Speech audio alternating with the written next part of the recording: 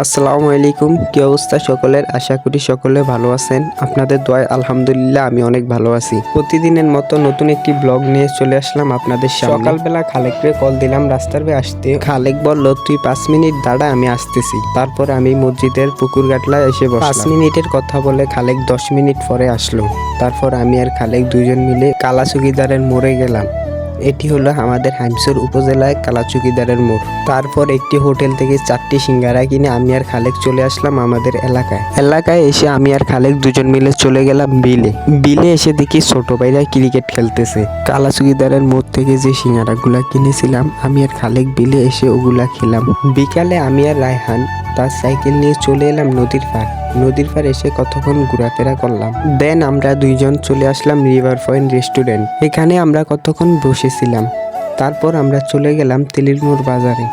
এটি হলো হাইমচর উপজেলা সংলগ্ন নদীর পার তেলিরমোড় বাজার। সন্ধ্যাবেলা আমি আর কামরুল চা খাওয়ার জন্য হাঁটতে হাঁটতে চলে গেলাম ভাইরাল সেই রুবেল ভাইয়ের চার দোকানে। এখান থেকে আমরা 2টি তেঁতুল চা অর্ডার করলাম এবং দুজন 2টি তেঁতুল চা খেলাম।